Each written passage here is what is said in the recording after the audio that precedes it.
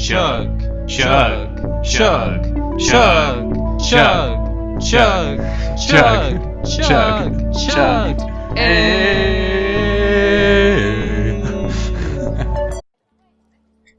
Hello, and welcome back to the Wizard Staff. I'm your host, Guy.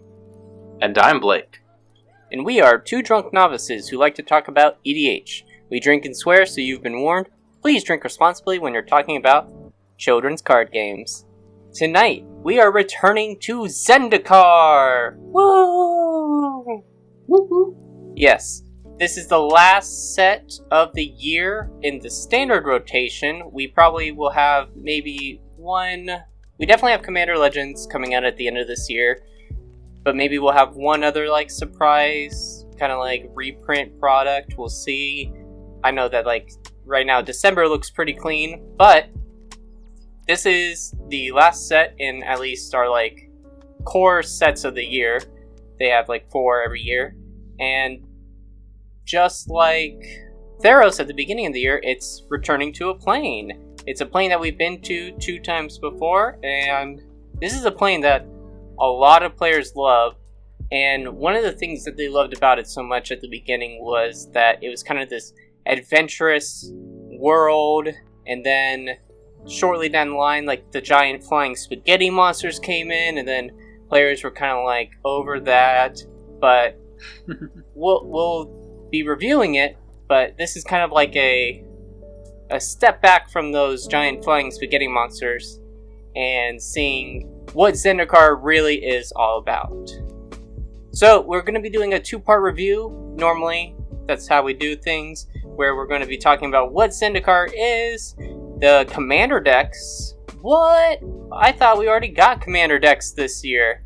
You are right, but we got 2 more. And then we're going to talk about the legendary creatures in this set and, review them. Then in our part 2, we'll talk about the rest of the 99. Because, you have 100 cards in your deck, so those are important too. Yeah, there's a lot to talk about. There is. So before we get into talking about Zendikar, though, I do want to say thank you very much to everyone who has subscribed to our channel. We did hit 100 subscribers recently, and I think now we are above that.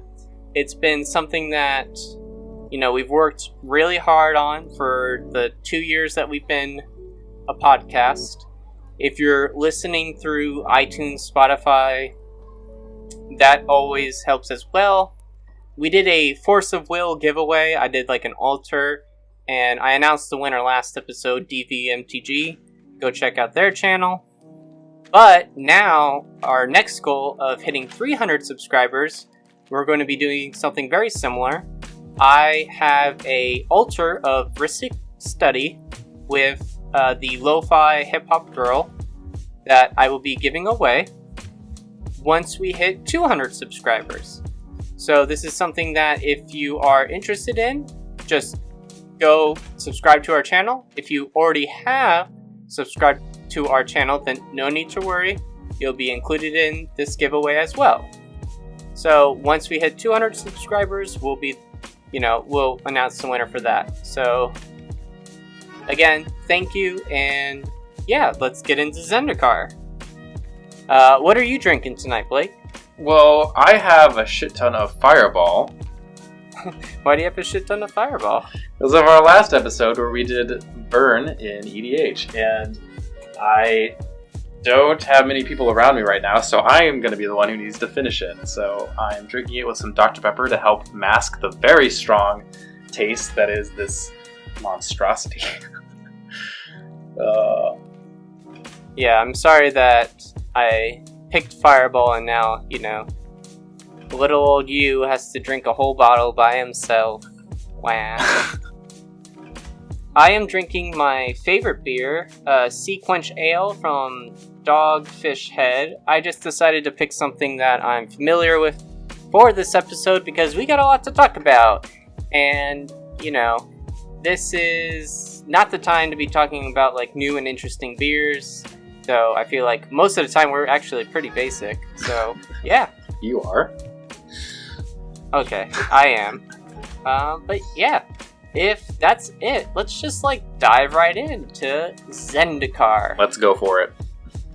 So, the inspiration for this set was adventure.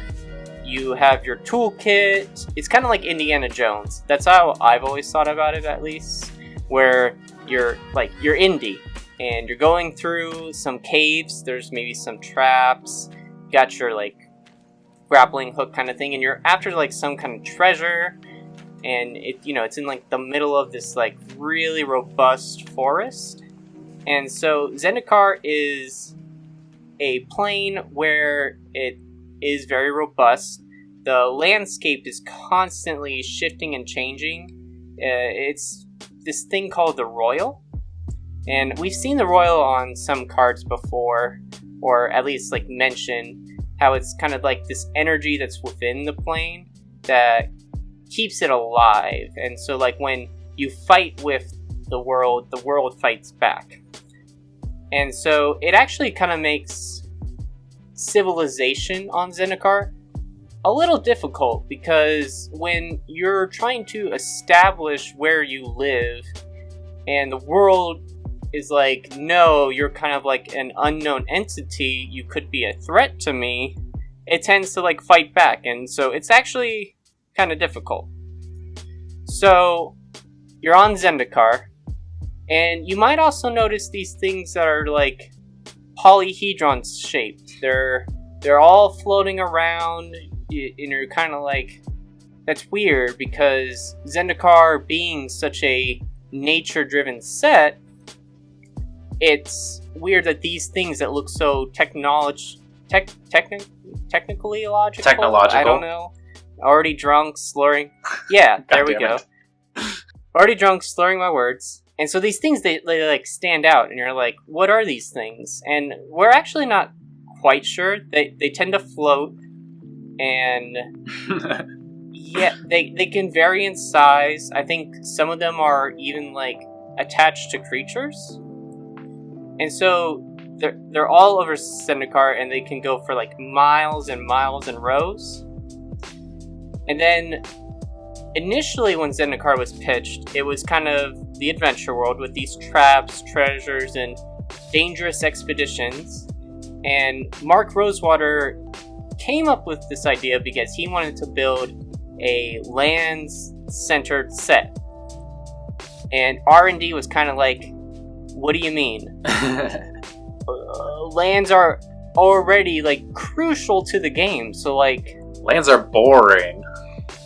Yeah, and how do you make that more interesting? So he kind of went back. He was given a task that he had to work on for about 6 months, and if he wasn't able to make it work then they were just going to move on. But he came back. He had some really interesting designs that we will actually get to talk about here in a sec. But it turned out, yep, this is really cool, and players loved it. So that's how Zendikar came to be today. It's one of the most popular sets that they've ever designed. Yep. It is. Zendikar was one of the most popular sets, and then it went to Worldwake. And Worldwake's pretty famous because it has Jace the Mind Sculptor, the first Planeswalker with 4 abilities. And then the next set following was Rise of the Eldrazi, which they had teased in Worldwake as, a new creature type, and people were what are Eldrazi? And then at the end, kind of the story of Rise of the Eldrazi, you have Kozilek, Ulamog, and the one that's banned, Emrakul. They kind of escaped from this dungeon or this labyrinth kind of thing, and they're about to destroy Zendikar, and then the story stops, and it's just this cliffhanger, and you're what's about to happen? It's oh my gosh. Then 4 years later, we return for Battle for Zendikar and Oath of the Gatewatch, and these two sets kind of focused on what that story was, where the Gatewatch has to form, so it's Gideon, Chandra, Jace, Nissa, and then eventually Liliana, team together, form the Avengers of Magic, and they take down the Eldrazi.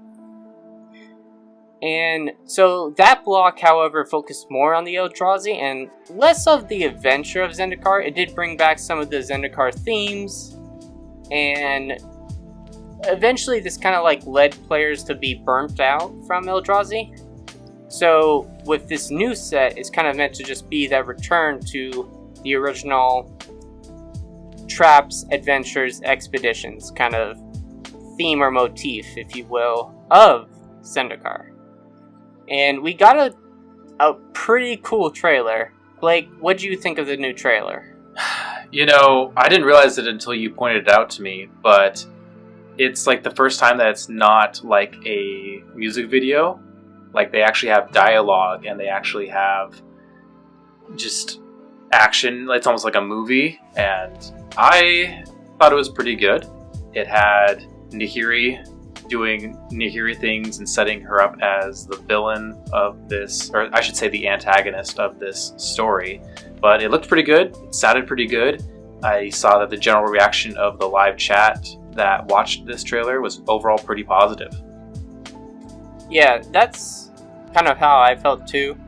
It really kind of sets up the story for what we are going to be seeing, and currently we're not 100% up to date on the story. I believe that they've only released 2 or 3 chapters at the time of recording this, so we'll kind of see. But Nahiri was being pushed to be the antagonist. She feels that her world is dying and she's going to try and fix it. And on that note, Wizards of the Coast has shifted the way that they are telling the Magic the Gathering lore from novels back online on their website.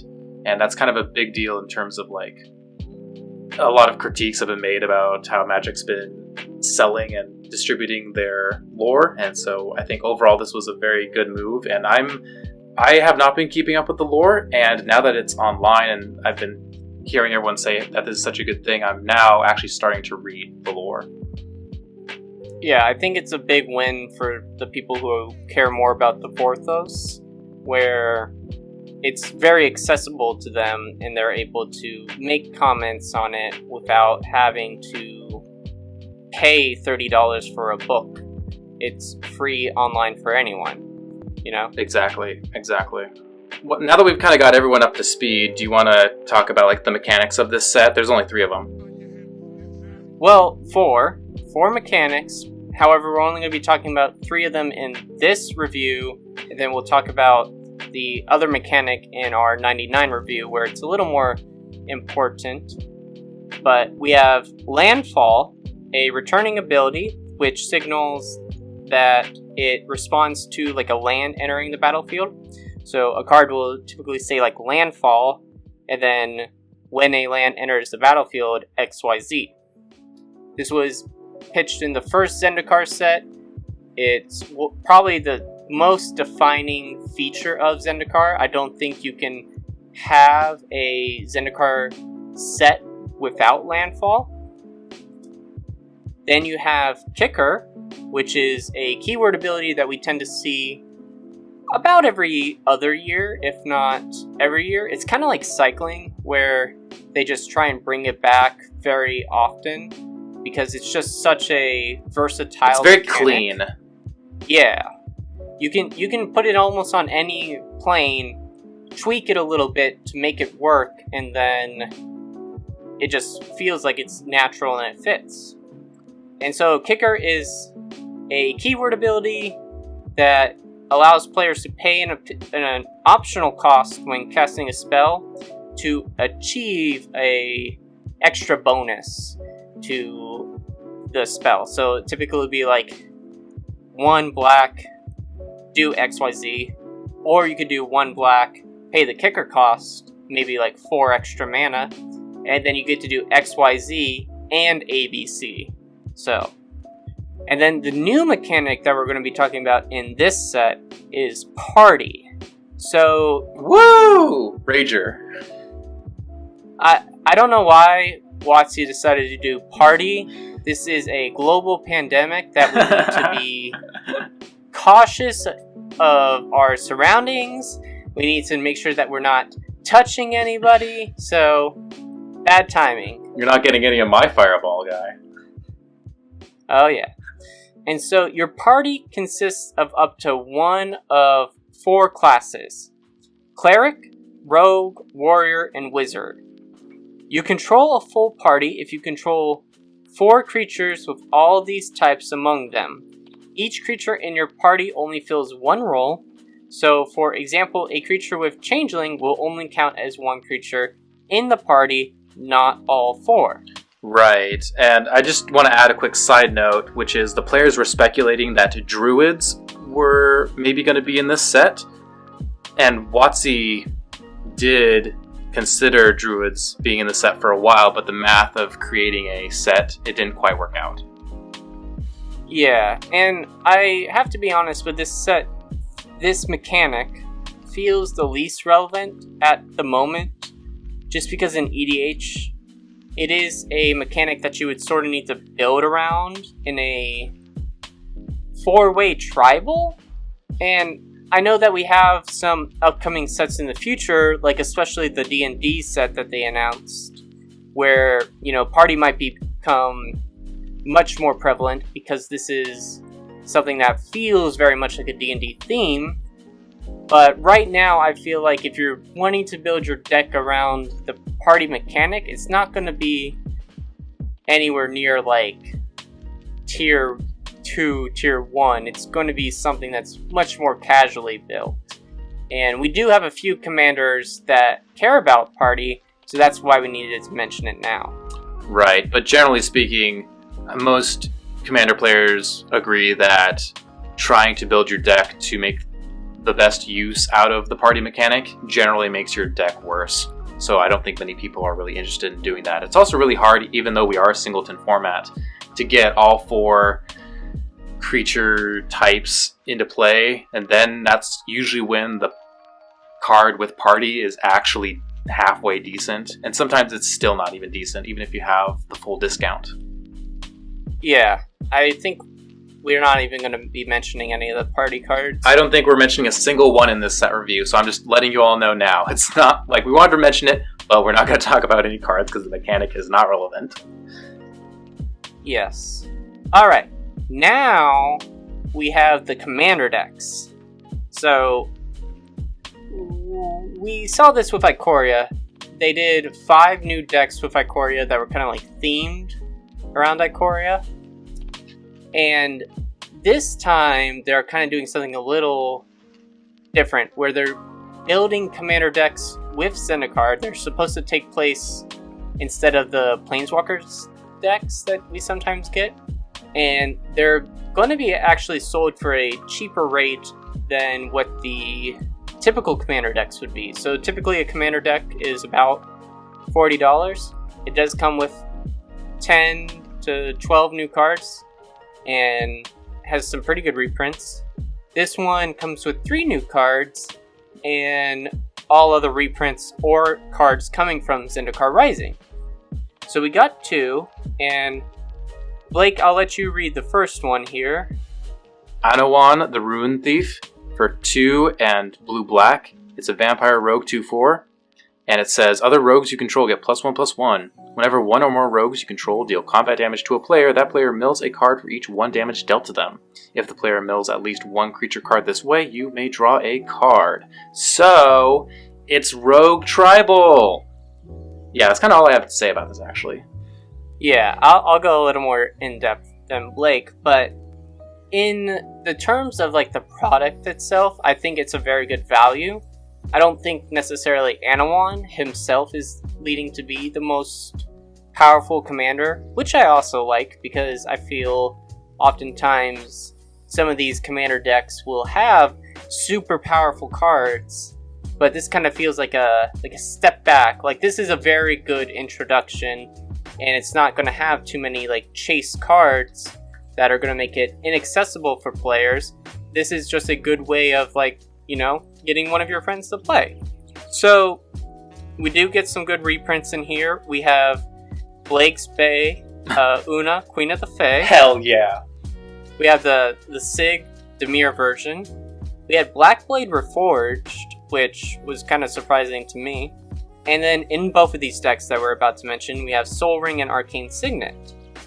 And then we had 2 other new cards that aren't really worth talking too much in depth about. We had like a Sphinx Rogue who bounces stuff when it enters the battlefield, but it has a prowl cost, so you can cast it for cheaper. And then you have a black equipment card that's just kind of allows you to reanimate from your opponent's graveyard, or your graveyard, I think. One of the two. So they're fine. Like, again, these weren't meant to be the most powerful new cards. They're just good introduction stuff to kind of give to your friend if you're trying to get them into playing. There is plenty of rogue synergy in the deck too, so I feel if you want to like play this out of the box, you'll do fine at a casual setting. It kind of has like a rogue and mill theme to it, so you might fight between the two if you're trying to make him like optimal, quote unquote, but I don't see this being too powerful of a commander or something. I just think if you like the character and if you like rogues and you like this color combo, then yeah, this is for you. Yep, I feel the exact same way. If this is a slightly lower price, as it might be, we don't exactly know because Wizards of the Coast is no longer doing MSRP, but generally, the lower the cost, the more new players will get their hands on these cards, and more people will be playing Commander, and I'm in favor of that. Yeah. The second one is Oboon, Moldiah Ancestor. 1 red, green, white, legendary creature, elf spirit. It's a 3/3. At the beginning of combat on your turn, up to 1 target land you control becomes an XX elemental creature with trample and haste until end of turn, where X is Oboon's power. It's still a land. Then it has landfall, so whenever a land enters the battlefield under your control, put a +1/+1 counter on target creature. So Guy, could this be Voltron landfall? I mean, you're the Voltron expert here, Blake, so if it's coming out of your mouth, then it must be true. No, I was trying to make a joke. Don't, no. Nope. Confirmed from Blake. No, Landfall, no, Voltron. no. This whole deck, I thought it was also pretty good. It has a few of the slower lands, and nothing like too notable for reprints outside of the normal stuff that they like put in your commander decks. 10 out of the 37 of these lands have some kind of ability to help synergize with those landfall triggers, and there are quite a few notable cards that have the ability to go get you more lands or recur lands, like Sun Titan, Springbloom Druid, Core Cartographer, Fertilid, Elvish Rejuvenator, Mending of Dominaria, Harrow, just to name a few. But yeah, this also feels like a great value. I would recommend picking it up. The other 2 new cards for this set were Geode Ranger, which has a landfall trigger, which is goad creatures when you have a land enter the battlefield, which is okay, but I actually think this next one, Trove Warden, which is like 2 white, and whenever a land enters the battlefield, you exile a card from your graveyard with converted mana cost 3 or less. When Trove Warden leaves the battlefield, return all those cards exiled with it back to the field. That's pretty good, especially if you're in mono white and you have consistent land drops and you're able to exile parts of your graveyard to kind of get back some, what is it? Like, what's the word? Card advantage, in a way? Yeah. You could get back your fetches, you could get back some pretty notable hate bears that tend to be like 3 CMC or less. So I actually think of the new cards, this was probably the best one. In terms of commander decks. Sorry. Yes, I would agree with that statement. And one other note I would like to make before we move on to the other legendary creatures that are going to make up the rest of this episode is that I feel like these 2 decks are pretty well balanced against one another. I saw the entire deck list and they seemed like one's not going to utterly destroy the other one and vice versa. Yeah, I would be interested to see because I know that Gavin Verhey said on Twitter, I recommend picking up 2 Ikoria ones and maybe 2 Zendikar ones to kind of like make a pod. So I wonder how well that they're going to be paired up against each other. But yeah, I'm pretty pleased. I am a big fan of this kind of like style of product. Not so much the set boosters that they announced, which we'll get to later. But this feels pretty cool, and I do hope that moving forward, maybe like 2 out of the 4 of the core sets of the year that we get stuff like this. Alright, now it's been almost 25-ish minutes. Time to get into the legendary creatures. It took us a while. We need to like get everyone up to speed here.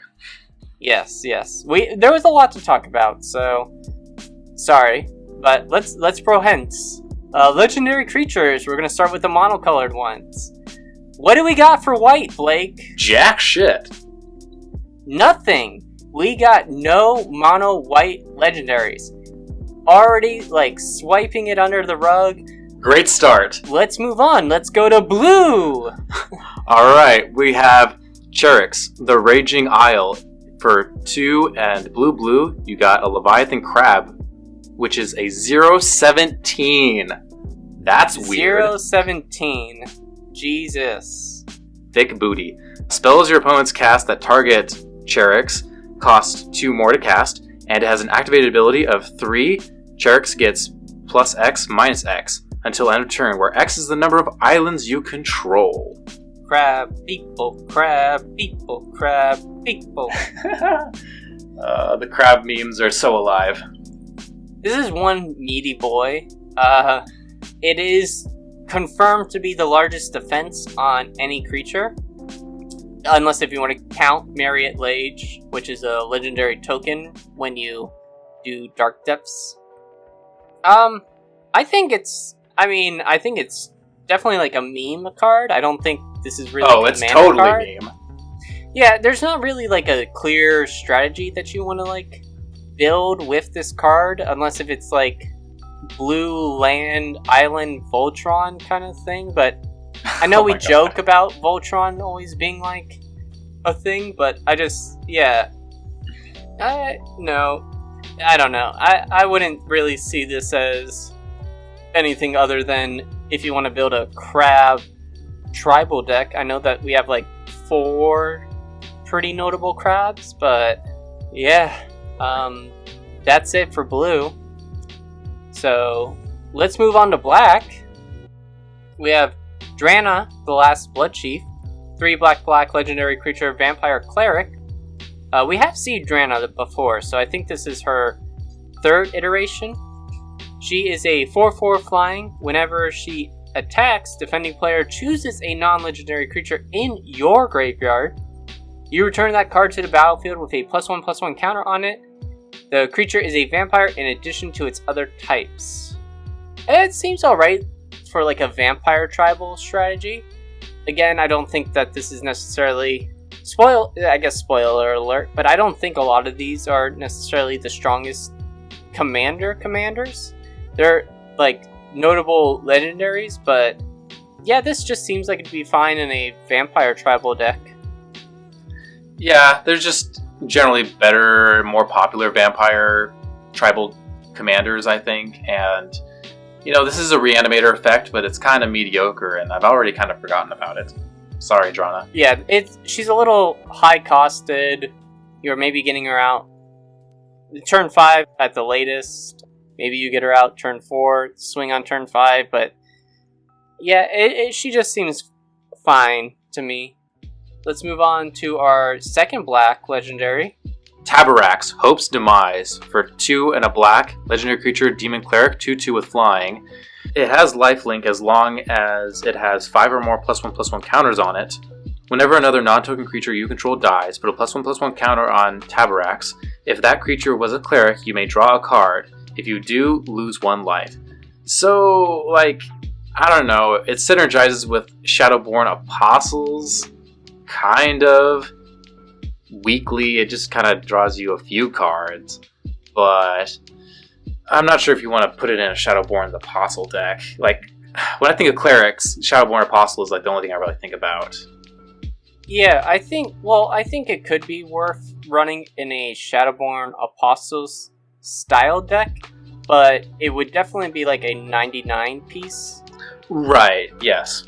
Just gains value off the fact and is that your Shadowborn Apostles are dying, and you are going to be just drawing like 6 cards off that. So I feel like it's good there, but I don't think it's good as, the face commander for Shadowborn Apostles. Hard agree. Alright, we're already now on red, so I know it took us a long time to get there, but here is Morog, Fury of Akong. I am sorry if I am butchering things. I am drunk. It is a legendary creature, Minotaur Warrior. It's a 6/6. Each creature you control gets +1/+0 for each time it has attacked this turn. And it costs 4 red. It has landfall. Huh? And it costs 4 red. You didn't say how much it cost. Whatever. That's not important. Landfall, whenever a land enters the battlefield under your control, if it's during your main phase, there's an additional combat phase. At the beginning of that combat, untap all creatures you control. So, personally, I was just confused how this would kind of stack. If that meant if you had multiple land drops, do you get multiple combat steps? Evidently, yes. Yeah. So, it seems pretty strong. I think it's pretty strong for those Boros decks that typically, take advantage of the additional combat steps. Like, you have a Chroma. Isn't that one like Boros Angel that everyone loves? Where it's Aurelia? Like additional. Aurelia, yeah, that's. Oh, Chroma's Memorial. That's what I was thinking of. Aurelia was, yeah. So this card can either be your 99 piece in that kind of deck. It can be your commander if that's, you want to go that style with like mono red. I think just the weakness of this deck being your commander is I don't think that there's too many ways where you're going to be getting. I don't think there's a lot of ways that you're going to be getting those additional landfall triggers. Yeah, it's really difficult. Mono red, unless if you just run a bunch of like mediocre fetches and like the typical fetches that you could run in a red deck.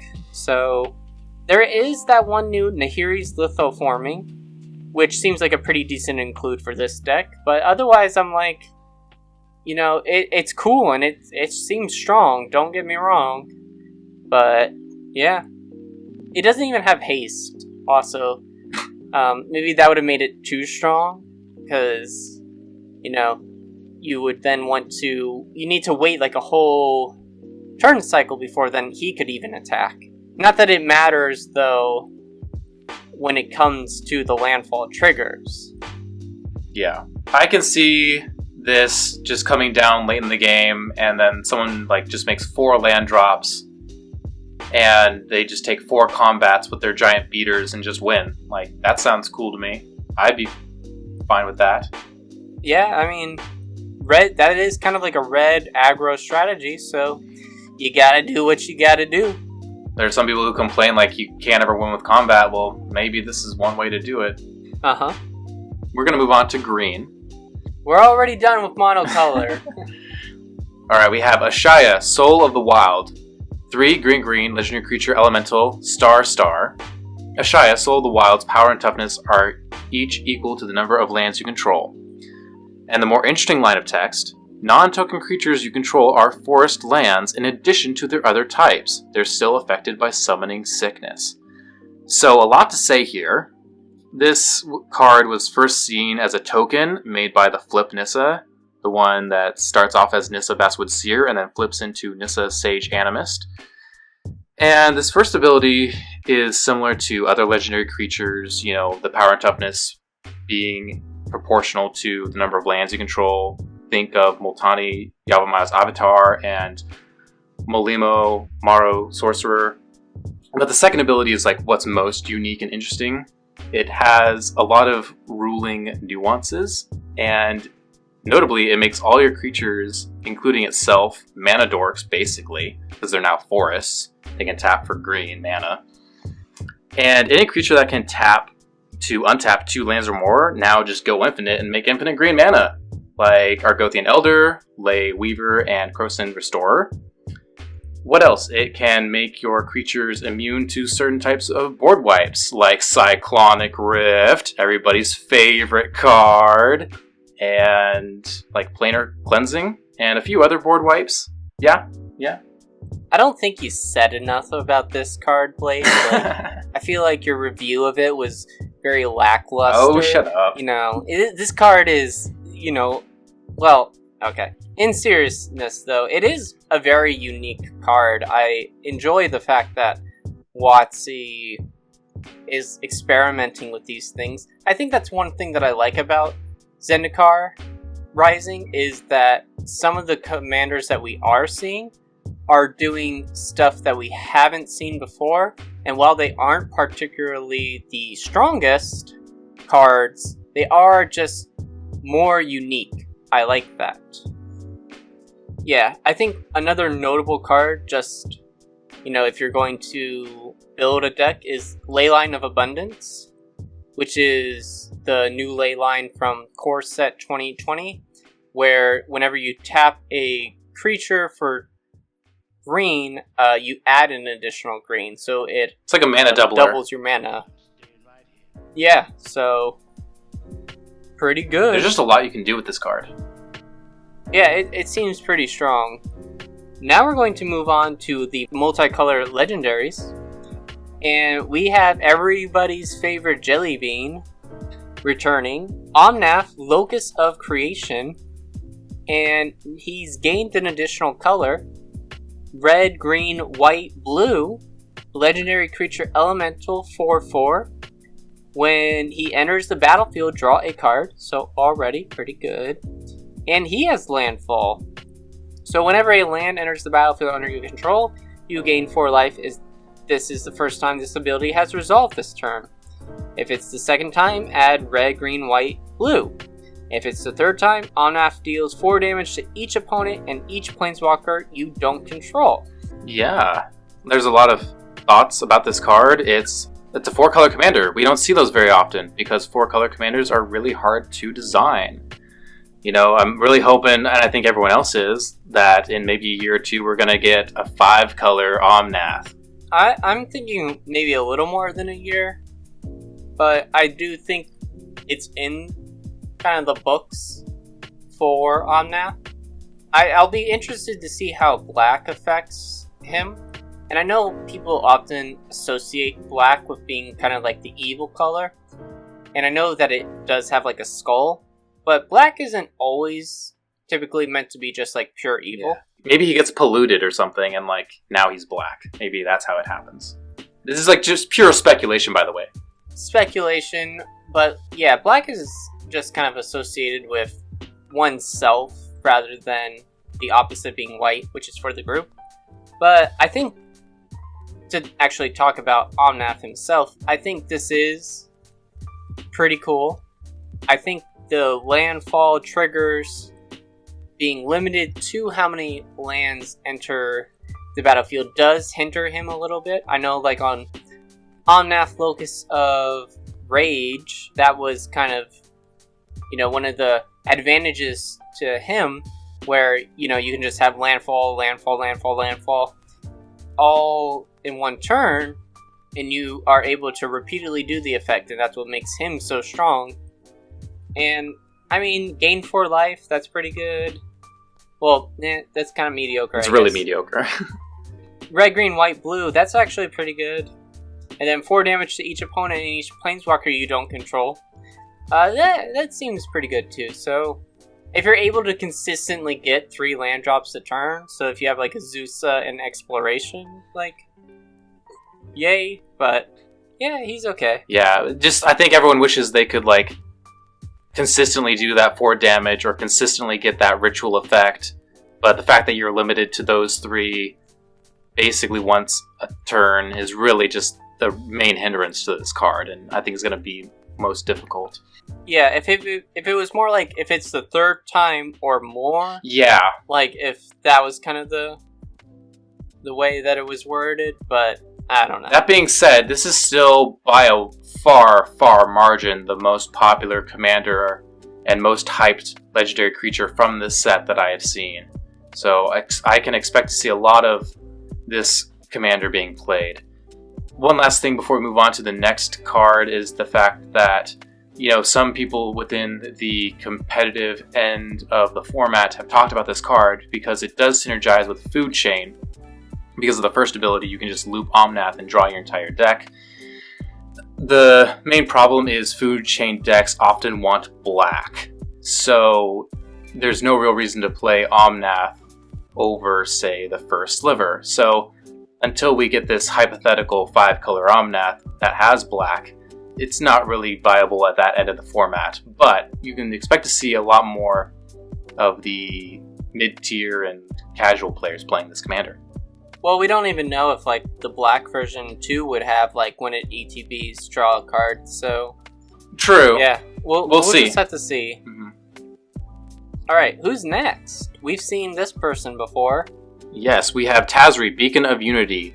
4 white, legendary creature, human warrior. It's 4/6. This spell costs 1 less to cast for each creature in your party, and then has an activated ability 2 or blue, it's hybrid. 2 or black, 2 or red, 2 or green. Look at the top 6 cards of your library. You may reveal up to 2 cleric, rogue, warrior, wizard, and or ally cards from among them and put them into your hand. Put the rest on the bottom of your library in a random order. So it's like party tribal? I don't know. You could make infinite colorless mana and put all those different classes into your hand, but then it's what do you do from there? I'm kind of mad about this card. Yeah, stop trying to make party a thing. Mean Girls reference. This is nowhere near as strong as the original Tazri, though the original Tazri was just meant to combo off with Food Chains. And I guess this is the one time where if you're going to rely on the party mechanic, this is the commander that you're going to want to do it on, but it doesn't. There doesn't seem to be that many people interested in that. Yeah. Blake, you did have an interesting fact about Tazri, though, that you shared with me. Why don't you share it with everyone else? Yeah, so I've been getting into the lore, and apparently she received a halo from Lavinia, the angel, and that's what her glowing collar is. It's actually a halo. And I'm just whoa. I've always been confused about why her collar is glowing in the art, and now I know. It's Linvala. Oh, yeah. Because that's the next card we're gonna be talking about. Linvala, Shield of Seagate. So we have seen Linvala twice before. This is the first time that she's gained blue. So she is 1 white blue. Legendary creature, Angel Wizard. Whoa! 3/3 flying. At the beginning of combat on your turn, if you have a full party, Jesus fucking Christ, let's stop with the party. Choose target non-land permanent an opponent controls. Until your next turn, it can't attack or block, and its activated abilities can't be activated, which is important to note because it does stop planeswalkers. So you can sacrifice Linvala for some reason, choose hexproof or indestructible. Creatures you control gain that ability until end of turn. Not worthy of a commander slot, but I guess she's a good protection piece in the 99. I have exactly the same comment. That's all I really have to say about her. Yeah. Yeah, okay. So, boring. Alright, next we have Aura, Skyclave, Hierophant. 2 white, black, legendary creature, core cleric, 3/3 with lifelink. Whenever Aura or another cleric you control dies, return target cleric card with lesser convert mana cost from your grave to the battlefield. And noteworthy comment, this is the Buy a Box promo. Kind of. He is the Buy a Box promo, but with different art. Zendikar Rising is the first set where they are no longer going to be doing an exclusive card to the buy a box. It's now going to be like a card from the set, but with like cool new art, and that's probably going to be a legendary creature. Mostly because they're trying to move past the idea of creating a similar problem like they did with Nexus of Fate. And I think that, just typically because of the timeline of things, when they realized like Nexus of Fate was a problem, they were able to probably like retcon a few sets, and this is probably the first time where we're getting to see like, oh, okay, now we see you're like, you picked up on that and now you're fixing it. Though I guess buy box problems haven't necessarily been a problem since Nexus of Fate, which was in Core Set 2019. Rest in peace. Yeah, but otherwise, like, it doesn't synergize with Shadowborn because it has to be lesser converted mana cost. So it's not like when you have a Shadowborn die, you can just return another Shadowborn.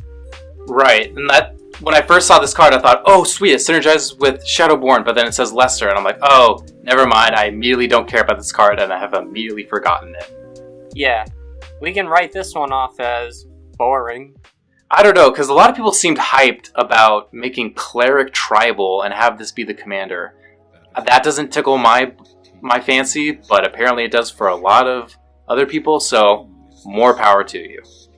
Yeah, I know that one Cleric card where it's like black, white, Clerics you cost black, white, less to cast. Like, that shot up in price a lot, I think because of a lot of this, but I don't think it was like, this is going to be the new groundbreaking meta. It's more like, yeah, this is going to probably be a very sought after card. Alright. Next we have Zerefsan, the Trickster. 3 blue-black, legendary creature, merfolk, rogue. 4/4, flash. 2 blue-black, return an unblocked attacking rogue you control to its owner's hand. Put Zerefsan, the Trickster, from your hand onto the battlefield, tapped and attacking. Whenever Zerefsan deals combat damage to a player, you may put target permanent card from that player's graveyard onto the battlefield under your control.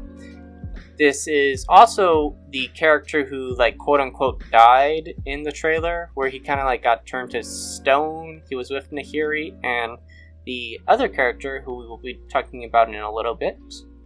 Yeah, I don't know, it seems like Anawan and this commander are kind of competing to be like, who's going to be the real rogue tribal deck? They both want to play rogues, so they both ask you to play rogues. I don't know which one is going to be more popular.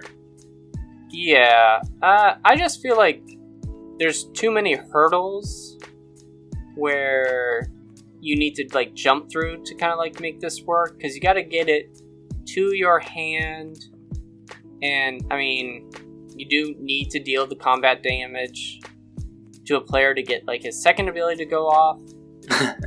You're gonna have to like do the commander tower beacon kind of thing, get it to your hand.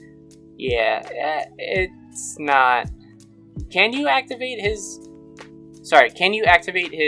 like 2 blue-black, return an unblocked attacking rogue you control to its owner hand? Can you activate that when he is in the command zone? No. Okay, that's what I thought, and that's why I was like, wait, so maybe he is actually okay. But since you can't do that, this card is boring. Alright, we'll move on to the next card. We have Raza, Royal Chaser.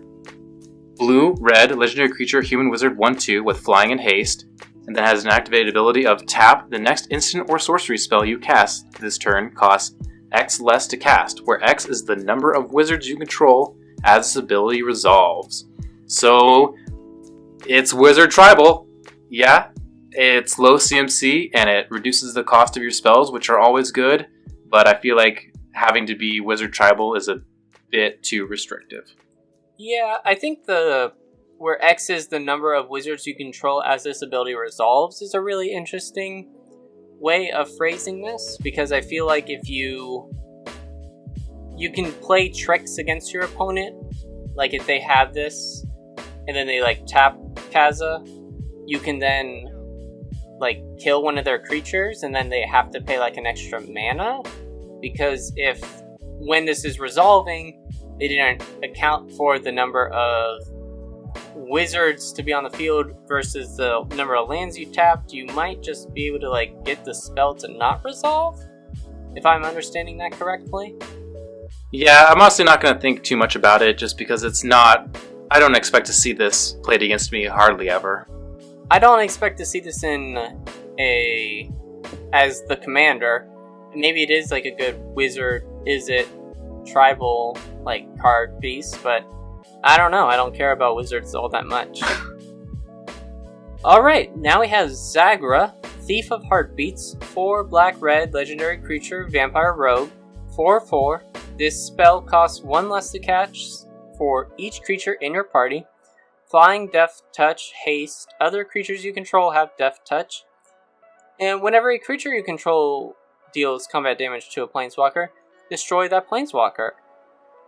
I know you said Omnath was the commander that people were most excited to build.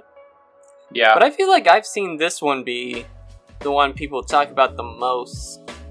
As in, this is the one that they want to build. I'm not sure why though, just because like, yeah, it just has Death Touch and, you know, all your creatures have Death Touch. And it's not like planeswalkers are typically a huge problem. Weird that we're kind of seeing different things. I do think that Death Touch, though, should maybe be expanded to the point where, like, if it deals combat damage to a player, destroy that planeswalker, just because I feel like I've seen that now so many times where it relies, where it's, like, connected to Death Touch in a way where, you know, if a creature just has Death Touch, it should just be able to kill the planeswalker. That just thematically and, like, flavorfully makes sense. I don't know, but maybe that'll make it too powerful. I don't think it would make it too powerful. I think it'd be fine. I don't know, maybe we'll just have to see, but that's interesting. I didn't hear much hype around this card, so that's interesting that you say that you heard a lot.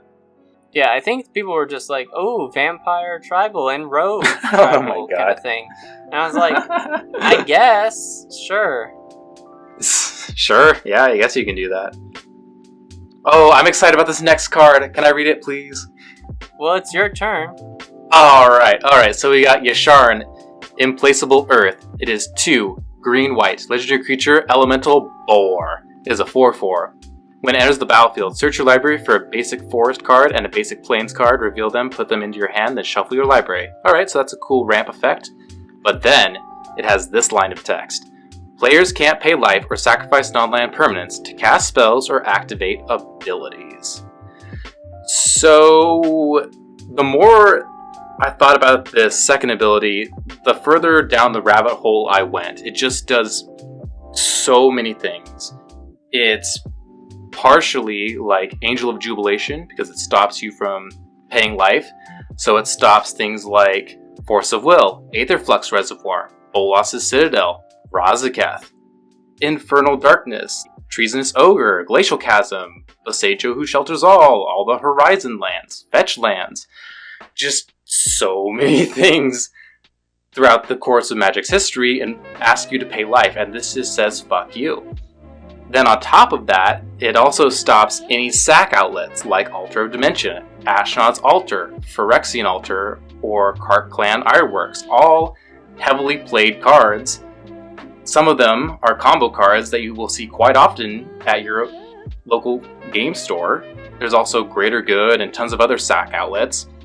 And on top of this, it also stops certain tutors like Natural Order, Eldritch Evolution, and Neoform, and more. And it does even more. It like stops players from sacrificing most of their permanents. So it's like a symmetrical Sigarda Host of Herons and Tajiro Preserver and Tamio Collector of Tales. And it just stops like Edict effects and Grave Pact effects. And on top of that, it stops like other obscure cards like LED and Smothering Tide and Dockside Extortionist. There's just so many fucking cards. This card says fuck you to, and it's a great, lovely card. I love it. Yeah, I was also very interested in this card for its second ability. It does definitely feel like a hoser And I do think it's going to be quite a strong utility piece, Blake. But correct me if I'm wrong, like, I don't really see this being as a commander. Oh, And I should have said that. Yeah, that's totally true. It's definitely a 99 card. Yeah, that's kind of the theme that I've been seeing with a lot of the cards that we've been getting for, like, legendaries, is that these legendary creatures that we're getting are more so meant to be, like, 99 pieces, rather than they are meant to be legendary commanders, in a way. This definitely helps slow down your opponents, and it does stop you from sacking the treasure tokens that, you know, your opponents might make it based off Dockside Extortionist or Smothering Tithe. It doesn't stop it from making them, but I think the one part too that kind of hurts you a little, and so you'll just have to make sure like you're aware of it when you play this card, is like you don't want to have Smothering Tithe out when you play this card, because then you're not going to be able to sack your treasure tokens to gain that mana. It is a symmetrical effect, yes. I do think that's like the one downside of this card, but otherwise this, for 4 mana, this seems pretty fucking good. Yeah, I can definitely envision so many times when someone plays this card, people can commence with the game, and then they're like, oh wait, sorry, I didn't realize you can't do that because I have my boar in play. And then people are like, oh crap, you're right, like I couldn't have sacrificed this permanent. Ah, shit. Like I can just, because this second effect just does so many different small little things that I can just imagine that happening a whole lot. So if you play this card, you gotta be really proactively like looking for the cards that this card stops. Yeah, for sure. We're going to talk about this next commander, which is the one that I'm probably most excited about, because it's one that I am actively building a deck for right now. It's Pilaf, World Sculptor, 4 red-green legendary creature elemental. He's a 5/5. When he enters the battlefield, create a 0/1 green plant creature token for each basic land you control. And then he has landfall. And whenever a land enters the battlefield under your control, put 4+1/+1 counters on target plant you control. So this is Avenger of Zendikar 2, Age of Ultron. I like him because I think he's a very casual deck, and I already plan to do like an altar where Gar from Naruto is in his gardening outfit and he's like holding the flowers. It just feels very like flavorful and like perfect for this. And I've already like started building the deck, and I can already kind of like speak to the problems that I've been having.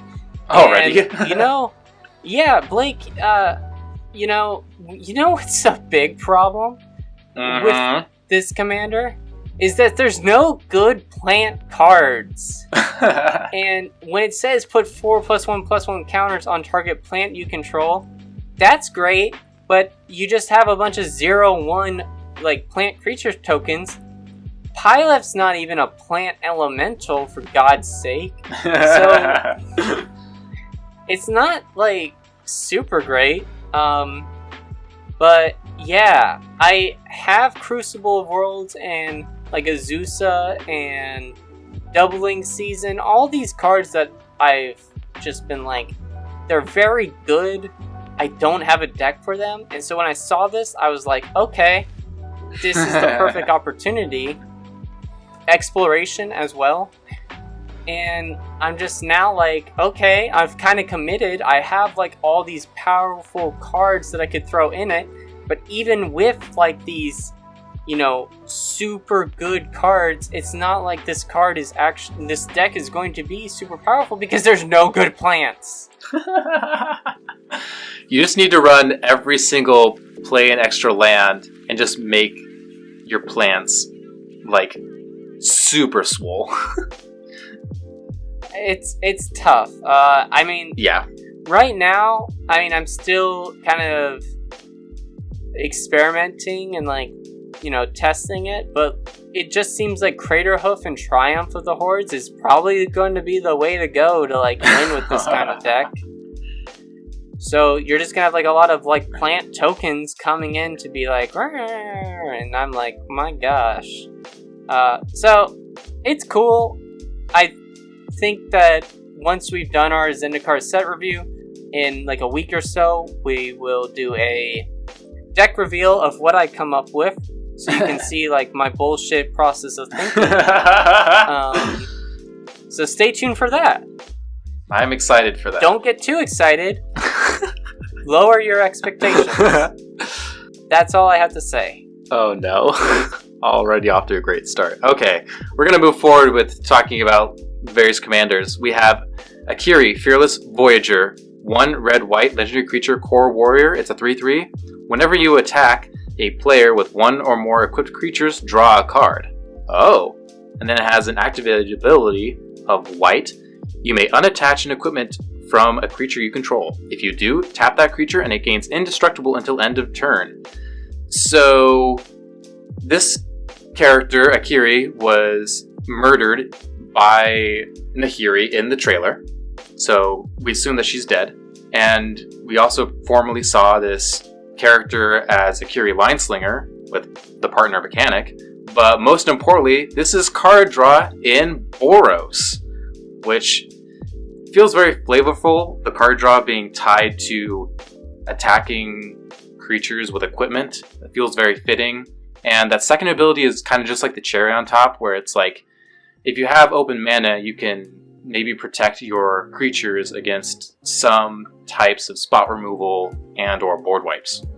It's I think a lot of people are excited for that. Yeah, the situational card draw feels very Boros, and I know that's like something that players have been asking for, and I think that flavorfully this will fit into a lot of those Boros decks. Again, this is going to feel more like one of those 99 pieces rather than, you know, a commander herself. Yeah, I feel like it's definitely a step in the right direction. Yeah, for sure. Alright, next we have Grakmaw, Skyclave Ravager, 1 black-green, legendary creature Hydra Horror, 0/0. When it enters the battlefield, it gets 3+1/+1 counters on it. When another creature you control dies, if it had a +1/+1 counter on it, put a +1/+1 counter on Grakmaw. And when he dies, create a XX black and green Hydra creature token where X is the number of +1/+1 counters on Grakmaw. It just feels like a weaker version of that Sultai Hydra that came out in the Ikori Commander decks.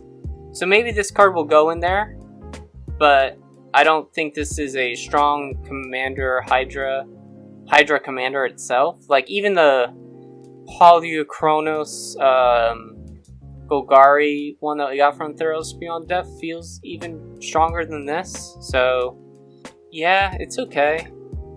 Not really anything else to note about it. I've basically already forgotten about it, because it doesn't really do anything new that's noteworthy or powerfully enough to be, like, inspiring for players to make. I'm sorry whoever designed this card. I don't mean to be negative, but I just don't think it has the social momentum of people wanting to build this. Yeah. And I think we're now on to our last commander. Blake, take us away. Alright, we have Vurzal, the Split Current. It is X, green, blue, legendary creature Serpent. It's a 0/0, but it enters the battlefield with a +1/+1 counter for each mana used to cast it. Whenever you cast a kicked spell, you may remove 2 +1/+1 counters from Vurzal. If you do copy that spell, you may choose new targets for that copy. Copies made of permanent spells become tokens. So it can kind of scale to whether it's the early game, mid game, or late game. However much mana you pour into the X is however big or small it's going to be. So that's good in terms of you can cast it pretty much whatever stage of the game you're in. And this kind of asks you to build Kicker Tribal, essentially. Just run a bunch of Kicker spells, and then become a little bit spell slingy by removing some counters from this commander and copying them. It's alright, but I don't really know. I didn't really get the sense from players that they were really interested in building this. Yeah, and I think that's a great thing, though, because I feel one of the complaints that we often see is that Simic has the most busted commander Like, Kinnan, the Bonder Prodigy, is just so broken from Ikoria. Yes. So it's kind of like, this is giving Simic a break. I do like that the ability says when it enters the battlefield, it gets a +1/+1 counter for each mana used to cast it. So that does take into the account commander attacks. And you could just cast this for green and a blue, and there you go. It's a 2/2, which is great as well. And you can kick a spell pretty quickly. You can only use that ability though once because it's a triggered ability. So it'll only go off when you kick the spell and you trigger. You can't activate it more than once, which is important to note. But yeah, glad that it's not busted. Yeah. When it was revealed, I literally said to myself, "Oh, thank God it's not another kitten," because otherwise I didn't want to deal with the social media BS that would have ensued if it was. I'm just So I'm actually kind of glad that it's forgettable. Yeah, me too. Alright, well that kind of just then leads us into what are our thoughts on the best new commander? And I'll start. As far as new commanders, I think everybody already can kind of tell based on my, words that I've used throughout this episode. I don't think one stands out as being the strongest. Omnath might be the best choice because you can do food chain stuff. Morog, the red angry minotaur, which just gets a bunch of landfall triggers. He feels like a strong competitor too, in terms of being a commander. But yeah, none of them really seem like they are the strongest commanders. Yasharn, that green-white ore, he seems like a really good 99 piece. And if he's your own deck, I think your plan would just to rely on some other winning strategy, I guess. So maybe he's a good hoser that you can get out from your command zone to slow people down, and then you have some other way of winning. I don't know. This set is weird. It's the first time we're coming out of this. I'm genuinely who's the best commander? It's kind of tough. Not because I think the competition is fierce. I think it's just because who do we pick? Well, I kind of cheated, and I have looked at EDH Rec. Omnath, Locus of Creation, has 100 decks, and the next most popular commander has 17 decks, and that is the Orzhov dude who cares about clerics. Okay, so Omnath's at least the most popular commander. That doesn't necessarily make him the strongest commander, but most popular. Yeah, I think just because he does food chain stuff, he's also the most powerful. Potentially. Sure. It's a big, what if for this set. Who knows? Unknowable. Yeah, and just, thoughts in general, but it has been a very hectic year, outside of the world of Magic and inside the world of Magic, and so this set actually kind of feels like a step back. It doesn't seem like it's particularly a standout. Nothing feels too overpowered or game-breaking in terms of commander, at least.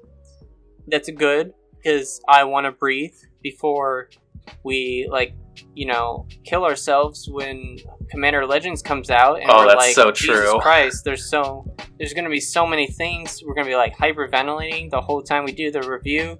We'll probably be crying. So yeah, I'm just glad that that's not what's happening right now. Yeah. Blake, any final thoughts before we do our outro and then drink some more before we do part 2?